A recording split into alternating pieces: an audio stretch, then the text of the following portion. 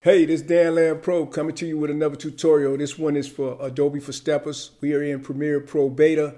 We're going to show you some of the new audio tools that they have in there as far as fades, crossfades, dialogue, sound effects, music, and ambient sound, and how to go over into Central Sound and make some of those adjustments. We'll also show you an easy way or pathway to effects controls in some of these new parameters that they got in Premiere Pro Beta.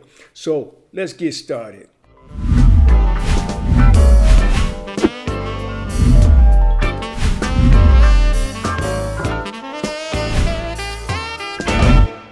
Okay, so here we are in Premiere Pro. What we're going to do, we're going to get us a sound clip with some dialogue on it. We're going to get us a clip with some music on it. And we're going to get us a clip with some sound effects on it. And as you know, you go down here to expand your timeline. Now, what I want to show you is normally in Premiere Pro, when you want to expand your line, you could do so, but the waveform would disappear when it's too small and would only go so much when it's too big. But now they put this parameter in here. You see where I'm clicking right here, I can expand my timelines. On whichever timeline you want to expand, you just grab it at the bottom. And no matter how small it is, you still see the wavelength. You still see the waveform. And that's the same with all of them. No matter how you expand it, and you can expand it to see your waveform there. And you also know you can go over here and also expand your timeline. Now, the reason I'm expanding the timeline first is because it's the only way you're going to be able to see. This is my music waveform. And you see right here, this little icon right here is like a talking head. So if I click on it, you see it went straight to Essential Sounds. So now you don't have to tag your timeline or your audio files because AI already tagged them for you. So you see this icon, that's dialogue. You see right here in Essential Sounds, it's letting you know this is a dialogue clip. Now, if we go back here and we come down, you see this little icon here? This is a music icon. So you see AI identified that clip as music, and you see it's right here in Essential Sound. So it's the same thing if we come over here to our effects. If we come over to our effects waveform, you will see it also have an icon, which is this one right here. When you click it, it'll let you know that's a sound effect. And then they have an icon for ambient sound when you have that in here as well. So I wanted you to see those because you can go straight to Essential Sounds without doing all the clicking and jumping around in order to make that happen. So those are the new things that you want to do with those particular icons.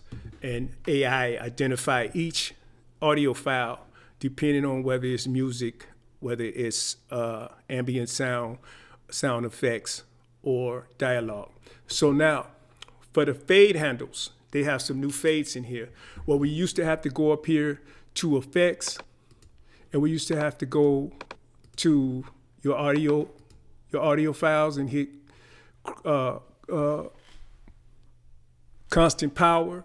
We don't have to do that no more because now they have this little square here. And if you drag that square to the left or the right, if you're on the front or the back of an audio file, you see I can fade my file, and then I can drag this up or down and shorten or lengthen that fade depending on what I'm trying to do. Now, that's on each clip if you notice. And then if I take a clip out of here or cut a clip out, it'll be the same thing. You have those fades in there. Now, if I take this clip and I cut this clip, I'm going to cut a piece out so you can see how the crossfade actually works when you bring two clips together. Now, when I fade this clip, you see I got a double fade where I can fade this, and like the other one, when we go up and down, that depends on how that might affect those clips. And this is good when you're going from an audio file or you got a dialogue file and you want to fade in from another one. It depends on what you're trying to do. So that's more effective than what we used to have to do a long time ago. Now here's another thing that you can do when you got a clip that don't really have a fade on it. So let's come down here and let's look at our wave file.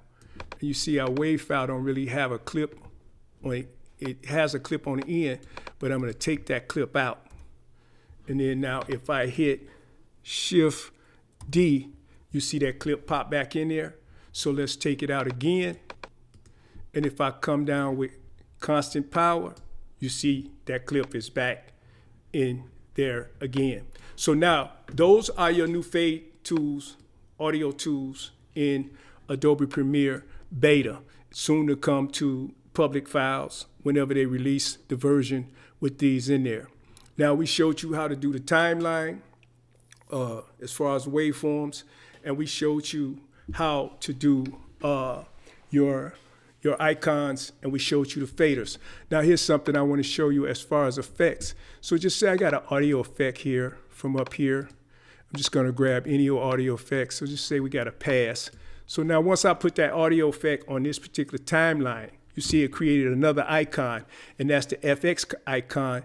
And just like when we clip the dialogue icon and the essential sounds came up, when we click this one, you see all the effects controls come up, and you'll see all the effects that you have in here. Another thing you can do with this effects icon is you can right click it, and then you can use volume, bypass, you can do whatever you want, left, right, bass, all of the parameters that's in here. You can also add an effect by clicking that. So you can go back up here and add effects. So if your effects panel is not up and you want to see how to add an effect, then you can go and you can click add effect, and you see the effects panel came up when I click that particular file. Now, last but not least, if you want to differentiate between your audio files, so like this may be a dialogue file, they have a new labeler in here too. So you can go and you can right click here, and you can come down to labels. Now I can turn that to, let's turn that rows. So each clip that I want to be a dialogue clip, I can turn it rows, or I can turn it one of those colors that you see in the labeling field. So we're going to undo that. So you see this color, all of these colors are slightly different from each other depending on what type of file that you're dealing with. So whether you're dealing with an audio file, music file, or a sound effect file, you see that you have different icons and you have different colors. Like these two greens, for example, are two different greens. One is a deeper green and one is a light green. Now I can change those so while I'm editing, I can know what goes where according to the audio file label. So we're not going to prolong it. That's pretty much it as far as the new tools, audio tools in Premiere Pro Beta. Again, you got to have beta. Okay, so there you have it. Pretty much simple. Nice little tools that they put in there. Adobe really did their thing with this. So now you see Premiere moving into the Audition range. So anytime you're dealing with audio files and audio tools, you'll see that they have some robust tools in Adobe Audition, but they're coming up with some real good stuff in Adobe Premiere Pro Beta. You got to get beta in order to check these tools out. So till next time, my name is Dan Land Pro, youtube.com, Steppers Express. Hit that subscribe and that like button. Peace.